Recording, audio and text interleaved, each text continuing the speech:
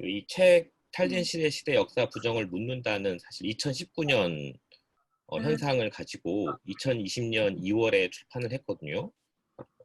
제가 사실 이 책을 쓸 때 애초에 목표는 반일종족주의라는 책에서 주장됐던 내용들, 주장들을 비판하는 책을 쓰려고 했어요.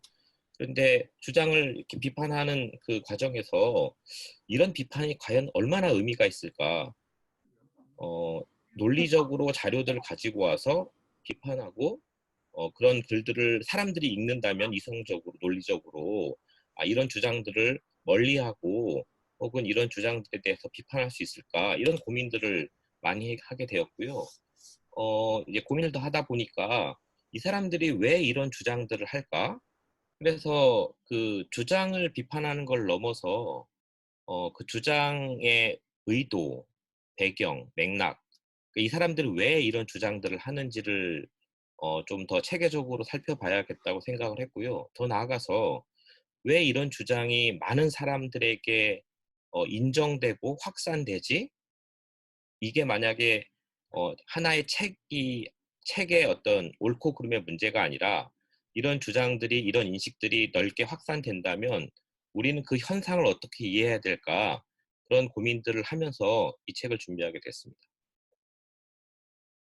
그 과정에서 이게 단지 역사 부정의 문제가 아니라 포스트 트루스 문제, 그러니까 탈진 시대 바다에 역사 부정이 결합됐을 때, 그리고 이게 특정한 증오로, 혐오로 표출이 됐을 때 이런 류의 주장이 내용을 넘어서서 많은 사람들에게 어떻게 바이블, 성경이 되는지에 대해서 굉장히 관심 있게 살펴봤습니다. 그래서 책 제목이 역사 부정을 묻는다가 아니라 탈진 시대 역사 부정을 묻는다, 이렇게 제가 지었고요. 하다 보니까 일부는 반일종족주의란 무엇인가라는 글을 쓰게 됐고, 2부는 반일종족주의 주장을 비판한다, 이렇게 쓰게 됐는데요. 그렇게 쓰고 보니까 또 되게 허전하더라고요. 비판을 했는데 그러면 탈진 시대에 일본군 위안부 문제는 우리에게 어떤 의미를 가질까? 어, 그 연구자들뿐만 아니라 일반 시민들이나 이렇게 위안부 교육을 우리가 학생들에게 하고 있는데 그 교육의 취지나 목표는 어떤 것이 되어야 할까? 그리고 그것을 통해서 이른바 그냥 과거사가 아니라 현재화된 과거사로서의 일본군 위안부 문제를 통해 우리는 어떻게 대면하고 응답해야 할까? 이런 질문들을 던지게 되면서 책 3부인 자료와 증언, 왜곡하거나 찬탈하지 않고 맥락을 보다라는 그 또 내용을 또 쓰게 됐습니다. 이걸 다 보고 드릴 수는 없고요. 오늘은 일부였던 그 반일종족주의란 무엇인가, 특히 이 책에서는 2019년 반일종족주의 현상에 대해서 비판적으로 분석하고 있는데요. 거기에 더해서 2020년 반일종족주의 현상이 그 전해 2019년 현상과 비교할 때 어떻게 양질적으로 전화하고 있는지를 중심으로 보고 드리려고 합니다. 자, 지금부터 화면 공유를 통해서 PPT를 공유하도록 하겠습니다. 2019-2020 반일종족주의 현상 비판이라고 썼습니다. 그래서 그 한국과 일본에서만 뭐 지금 10만 부, 뭐 40만 부에서 그 우파 도서 베스트셀러 현상을 넘어선 신드롬이 된 책이죠. 사실 이 책이 출판되기 이전에 낙성대 경제연구소가 운영하는 이승만 학당의 유튜브 채널인 이승만 TV에서 사전에 먼저 강의 컨텐츠로 만들어지고 강의가 계속적으로 이루어졌고요. 그리고 곧바로 일본어 자막이 준비되는 등 사실 굉장히 의도되고 기획된 그런 어떤 현상의 하나의 컨텍스트로서의 책에 불과합니다.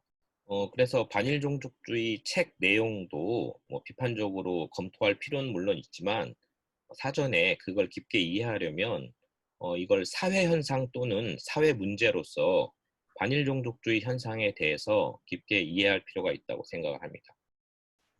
일단 반일종족주의라는 정의는 이영훈에 따르면 거짓말 문화, 그리고 벌거벗은 물질주의와 샤머니즘에 매여 있는 종족, 이때 종족은 트라이브, 에스닉이 아니라 트라이브 같은데요. 종족의 적대 감정이 이웃 일본을 향한 것을 비판하기 위해 만든 신조어로서 영화 기항을 보고 착안해서 만들었다고 합니다.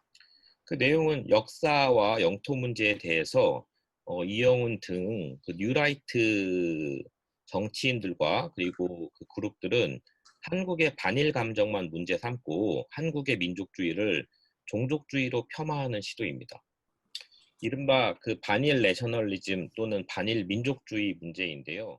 제가 여기서 왜 딱 그 호흡을 한번 끊었냐면 그 반일 민족주의는 일단 한국 사회에 일본 제국주의 그리고 조선 식민지 조선의 어떤 역사 그리고 상황 그런 어떤 내용과 그리고 공통의 감각에 근거해서 일본의 제국주의를 비판하고 식민주의의 위치에서 그런 제국주의의 폭력들을 비판하는 내용들은 기본적으로 깔려 있는데 그걸 넘어서서 일종의 적대 감정으로서 반일 문제가 동원되는 한국 사회의 이런 문제들은 어디로부터 비롯되었는가 이런 질문에 대한 답을 우리가 이렇게 구분해서 살펴볼 필요가 있다고 생각을 해서 그렇게 반일 내셔널리즘, 반일 민족주의에 대해서 좀 강조해보고 싶어요. 예를 들면 한국과 일본이 아주 그 관계가 좋았던 그 고노다마와 무라야마 다마를 계승한 김대중 오부치 게이조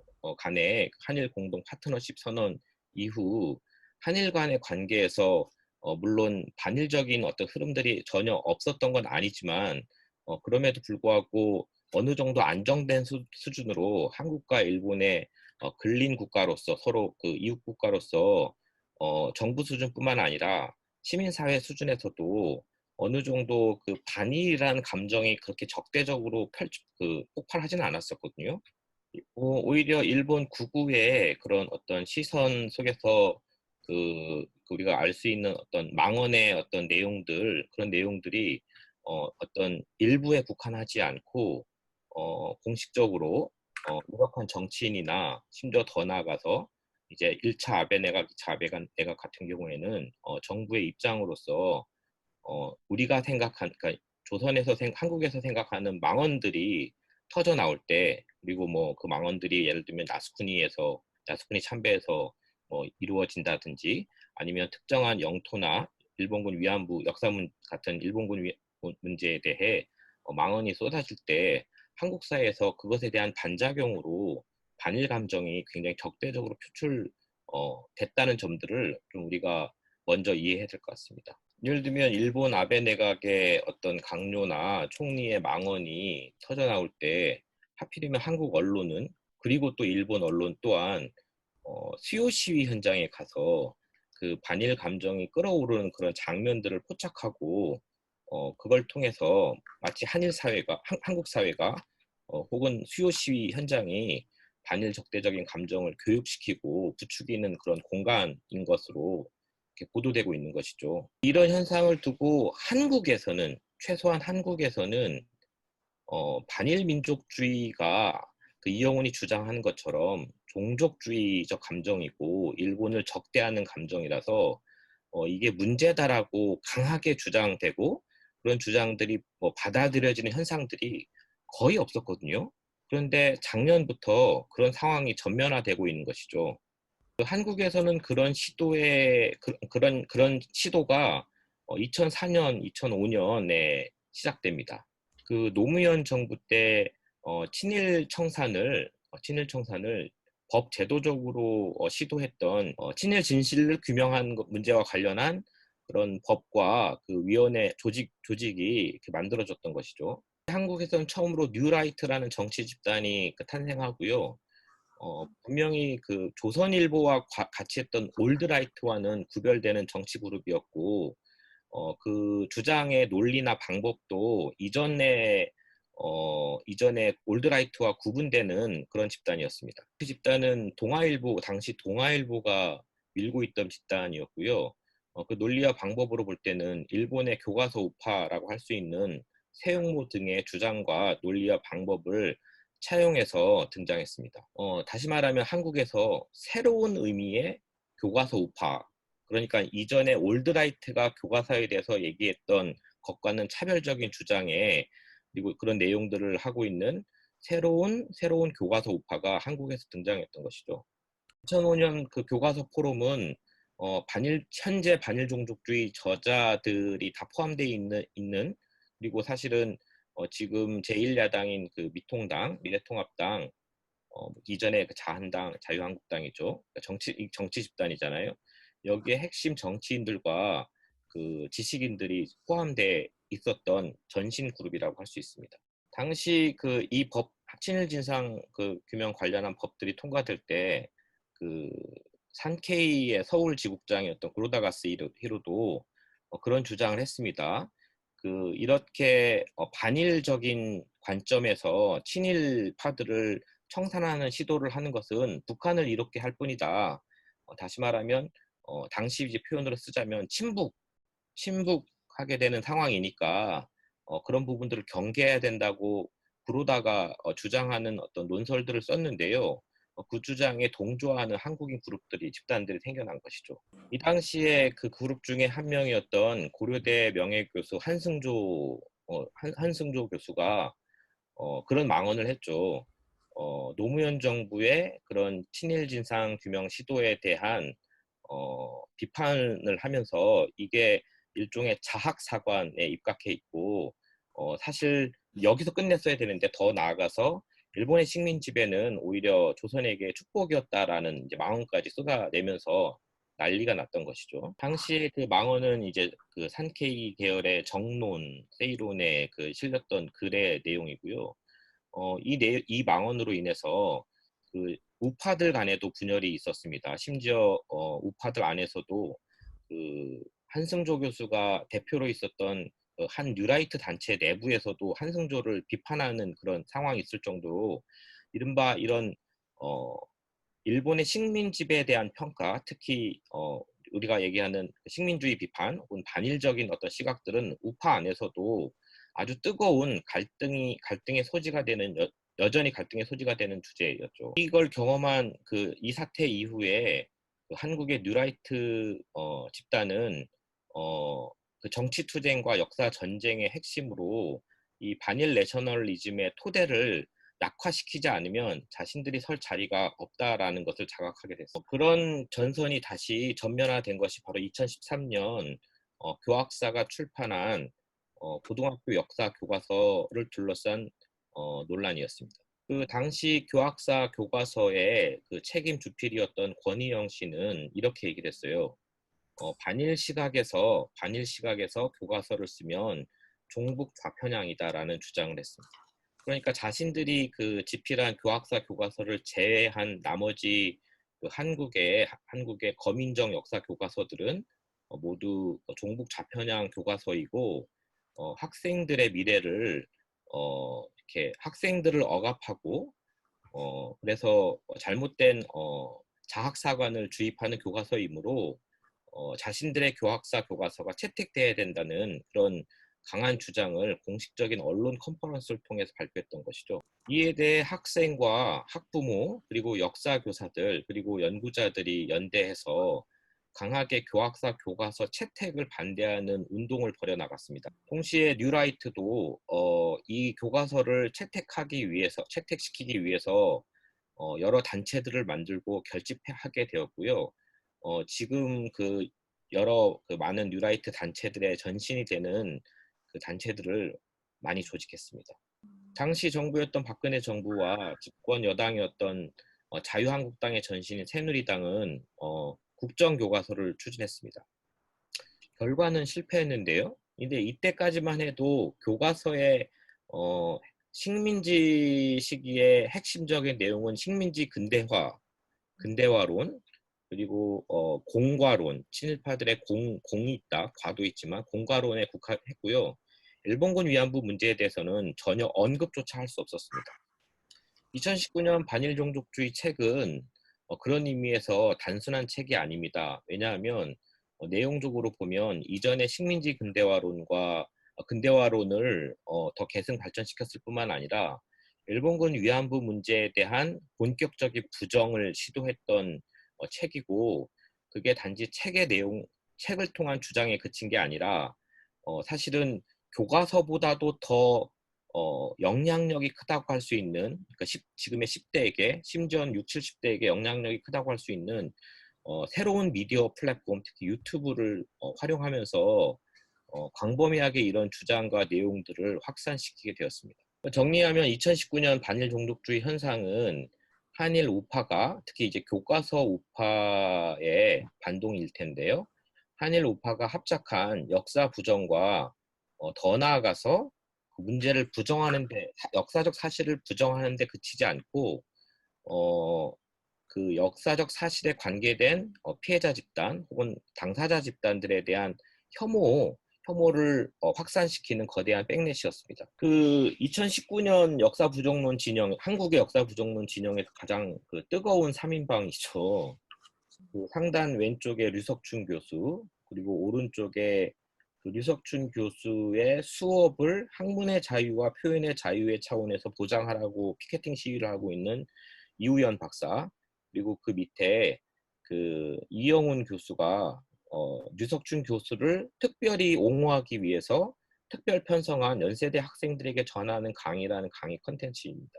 일본군 위안부는 자발적인 매춘부였고 지금은 종북단체 정대협에 의해 조정당의 피해자인 척하는 할머니들이다라고 유석춘 교수가 작년 9월 19일 연세대 사회학과 발전사회학 전공 수업에서 이런 내용을 주장했습니다.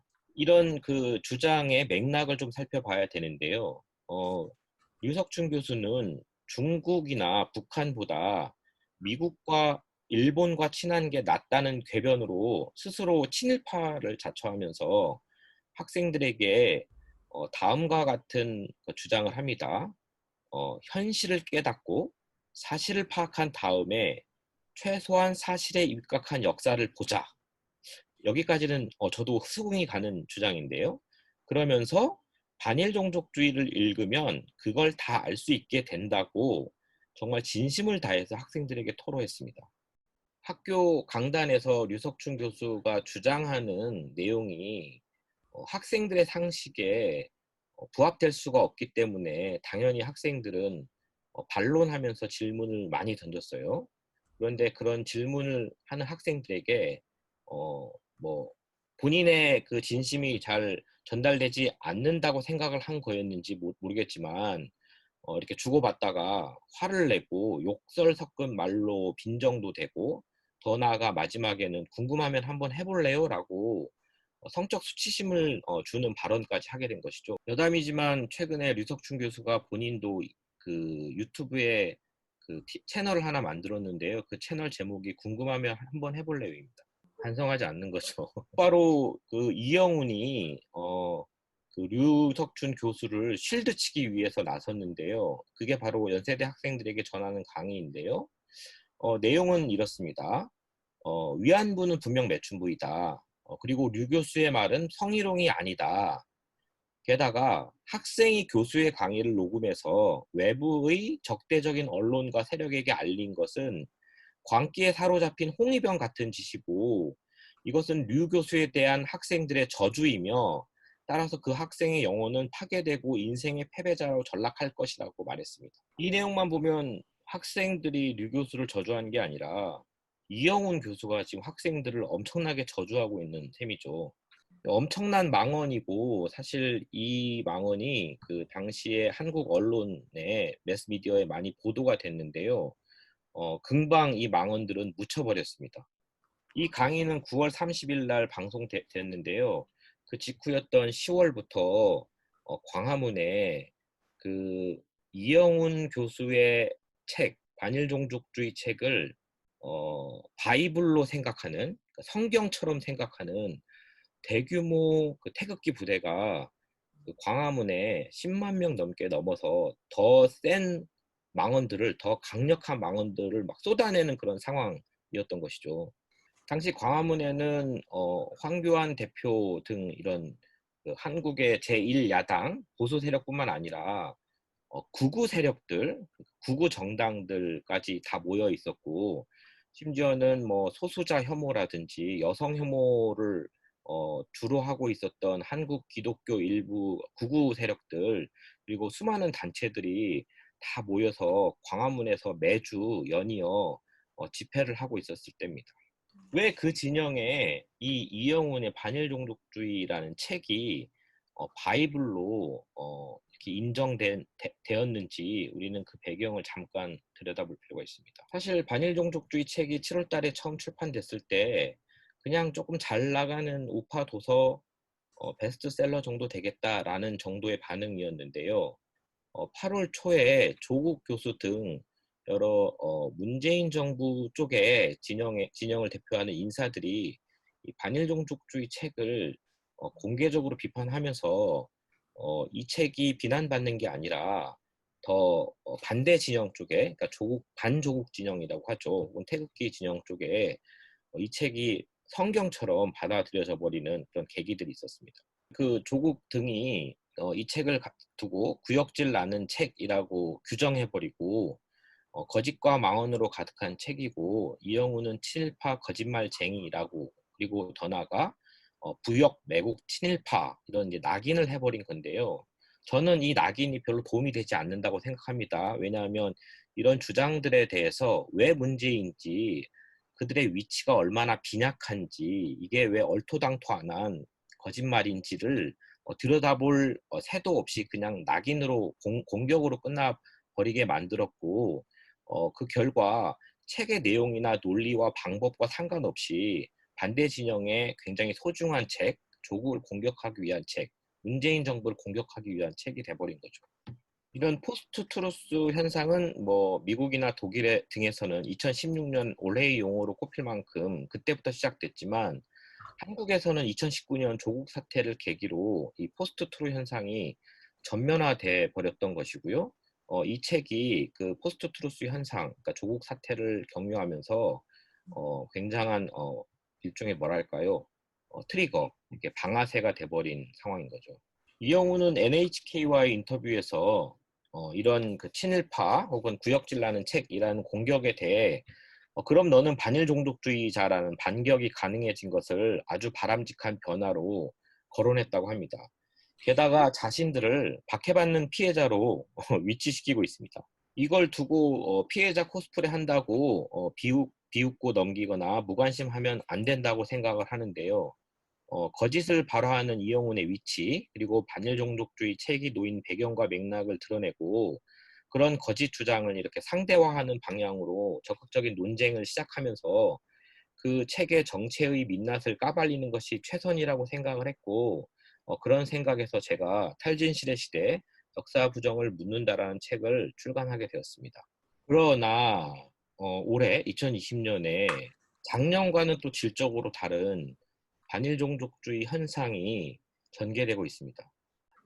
제가 올해 2월에 메이지 가쿠인 대학에 방문할 때 컨퍼런스를 위해서 방문할 때 그 들렸던 신주쿠역의 기노쿠니아 서점의 1층 그 판매대와 4층 그 한반도 책장의 풍경인데요. 반일 종족의 상식이라는 문재인 대통령의 얼굴을 표지로 한 책과 이영훈의 책이 그리고 고바야시 요시노리의 책이 지금 나란히 있는 건데요. 제일 잘 나가는 책들을 여기에 놓은 것이고 사실은 이런 맥락에서 보면 일본 사회도 이게 이 반일 종족주의 문제가 비단 그 아베 정부에 국한되는 게 아니라 일본 사회의 보통의 풍경으로 혹은 운동장의 지형이 많이 기울어져 있음을 드러내는 책이 그 모습이라고 할 수 있습니다. 그 역사 부정, 그 특히 일본군 위안부 문제의 부정, 그리고 반문재인 정서, 그리고 반조국 정서. 이게 사실 일본 사회의 하나의 풍경으로 자리 잡음과 동시에 사실은 이게 일종의 상호 참조인데요. 한국의 그런 반문재인 정서에도 굉장한 어떤 연료, 엔진 같은 역할을 하게 되는 셈이죠. 그 왼쪽 사진에 보면 반일종족주의 책과 고바야시 요시노리의 책 그 위쪽 상단에 82년생 김지영 그 일본어 번역책이 보이는데요. 이 책도 사실 일본에서 15만 부 정도 팔려 나간 것으로 알고 있고 이건 되게 기록할 만한 수치이고 일본 미투 운동의 상징인 이토 시오리도 한국에 왔을 때 일본군 위안부 할머니를 만나서 위로하고 위로를 표명한 적도 있는데요. 이게 어떤 현재 상황, 현 사태를 포착하는 징후적인 모습이 아닌가, 구도가 아닌가라고 생각합니다. 이 김지영 책이 지금 반일 종족주의 책, 이 역사 부정을 내려다보고 있는 셈이고, 이 두 책은 현재 한국과 일본, 더 나아가서 보면 글로벌 백래시 차원에서 보면 지금 현재 최전선의 주제라고 할 수 있습니다. 오른쪽 사진은 일본의 한 아침 TV 프로에서 퀴즈 형식으로 반일 종족주의 저자를 묻고 있는 상황인데요. 제가 좀 놀랬던 건 뭐냐면 답이 이영훈이 아니라 미국 저자냐, 일본 저자냐, 한국 저자냐, 학자냐 요걸 지금 묻고 있는 거잖아요. 그러니까 이영훈 뭐 이런 게 중요한 게 아니라 어쨌든 일본의 입장을 사실 일본 정부와 일본 우파들의 입장일 텐데 그 입장을 대변하는 그러니까 스피커 역할을 하는 어떤 한국인들이 정말 기특한가 봅니다. 참 기특한 한국인들이 바로 이런 분들이죠. 왼쪽은 반일 종족주의 저자 이우연 박사이고요. 예, 이우연 다 아실 겁니다. 작년 7월 2일 날 일본 구구파 후지키 슈니치의 금전적 지원으로 유엔 인권이사회에 가서 일제의 강제 동원을 부정하는 내용의 발표를 했던 연구자라고 할 수 있을지 모르겠지만 분이죠. 그리고 준비한 사실 발표 기회였고 거기에 이제 이우연을 내세웠지만 사실 이우연 스스로 간 게 아니라 후지키 슈니치의 금전적 지원, 특히 뭐 숙박이나 항공료만이 아니라 돈을 받고 갔던 상황이었던 거죠. 후지키 슈니치가 이우연의 양복 오켓을 막 매만지고 먼지를 막 털어주면서 이우연이 되게 부끄러워했던 모습 그 장면이 제 머릿속에서 잊혀지지가 않는데요. 당시에 카세 히데아키가 한국 언론에 등장한 적이 한 번 있습니다. 그때 이제 물론 주전장이라는 영화에서도 등장하죠. 한국이라는 나라는 정말 가와이한 나라 아니냐. 정말 귀엽다. 뭐 이렇게 표현한 게 너무 떠올라 버렸습니다. 이게 지금 7월 2일 상황인데요. 그 전날에 아베 정부가 반도체 3개 품목의 뭐 불화수소를 포함한 3개 품목의 한국 수출을 규제한다는 조치를 발표한 날이었죠. 그리고 그 전날은 6월 30일이죠. 판문점에서 트럼프 대통령과 김정은 위원장이 문재인 대통령의 중재로 서로 만났던 날입니다. 그러니까 한국이 한반도 평화 프로세스의 불씨를 살리기 위해서 노력했던 다음 날 아베 정부가 의도했는지 모르겠지만 이를 초치는 행위를 한 것이고 그 다음 날 이후에는 일본 구구파의 지원으로 유엔 무대에 가서 일본 구구파 입장에서 발표를 한 상황인 것이죠. 오른쪽 옆에 있는 태극기와 일장기를 같이 들고 있는 사람을 좀 보시면요. 이 사람은 황의연이라는 사람입니다. 지금 위안부상 철거, 수요 집회 중단 이런 지금 피켓팅을 들고 있는데요. 이 사람은 그 유명한 변희재가 만든 미디어워치의 현재 대표이고요.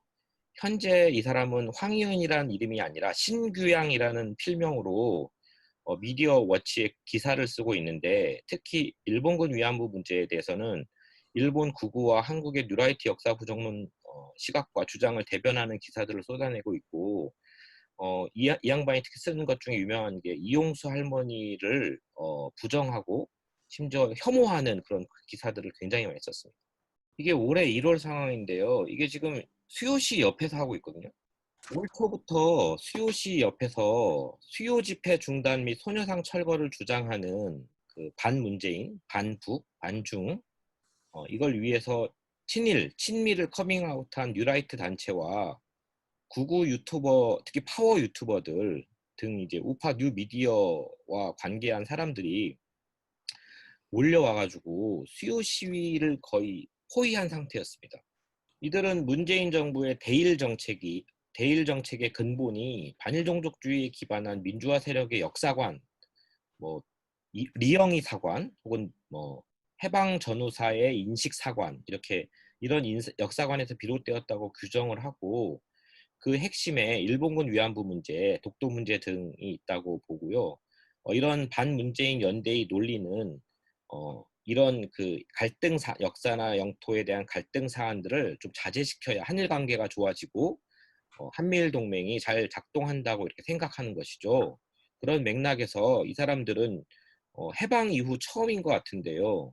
광화문 광장에 와서 그리고 시위 장소 옆에 와서 친일이 곧 애국이라고 생각하고 강의실과 미디어와 거리에서 나는 친일파라고 외치는 상황이고 얼마 전에 뭐 여러분들도 아시겠지만 주옥순 엄마 대표 이런 사람들은 소녀상 옆에 가가지고 아베 총리 죄송합니다 이렇게 사과를 하고 있는 그런 상황들을 만들어내고 있습니다. 우리가 여기서 좀 주목해야 하는 또 단체가 하나 있는데요. 2019년 그러니까 작년 12월 달에 그 결성된 단체인데 반일 동상, 그러니까 동상은 그 소녀상 뭐 이런 상 동상 진실규명 공동대책위원회가 만들어집니다. 반일 종족주의 저자인 이우연 박사가 전면에 나섰고요. 그리고 주동식 제3의 길 주필. 이게 뭐냐면 제3의 길은 한국의 좌파들이 전향한 사람들이 있어요.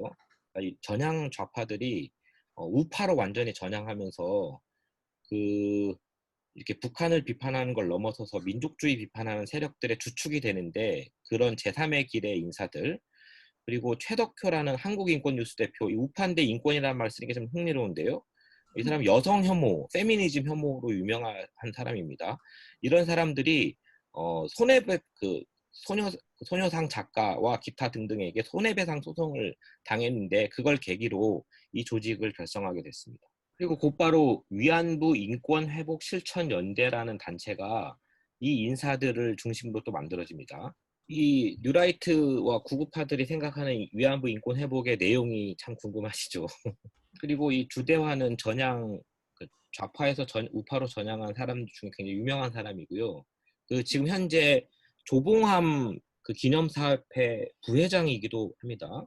네, 조봉암은 한국 진보당 그 진보의 상징인 정치인인데 어쨌든 이런 사람이 또 관계하고 있고요. 그 다음에 김병헌이라는 국사교과서 연구소 소장은 되게 유명한데 이 사람은 교과서 우파의 정통을 잇고 있는 사람입니다.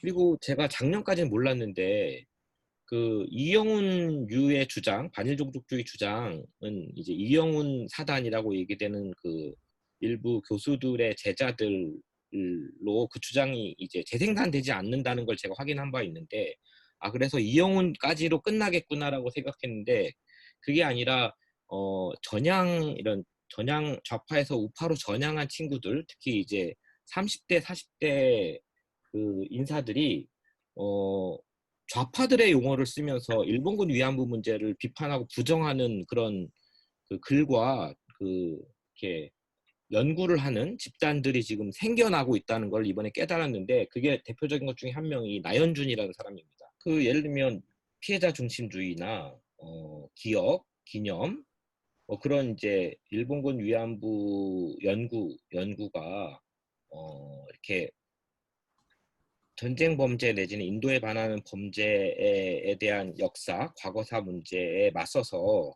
다양한 시각과 이론으로 개발한 시각 그리고 용어들을 오히려 이 나연준 같은 사람들은 적극 활용해서 형해화시킨 다음에 빈 껍데기로 만든 채 활용하면서 오히려 이렇게 역으로 공격하는 그래서 이 위안부 비극을 돈과 권력으로 맞바꾼 정의영 파탄기라는 그 글은 신동아가 기획해서 지금 내고 있는 기사들인데요. 그런 특징을 되게 잘 보여주고 그런 의미에서 이영훈과 박유하와 또 다른 어떤 양상의 논리와 방법들이 지금 등장하고 있는 상황을 우리가 확인할 수 있습니다. 그리고 이제 그 전현직 외교부 고위 관료들, 예를 들면 2012년 이명박 정부와 모리 총리 사이에서 어떤 문제 해결을 시도했던 한국의 외교부 고위 관료들이나 2015-12-8 합의 때 관여했던 외교부 고위 관료들, 화치재단에 관계했던 여가부 관료들, 뭐 이런 사람들이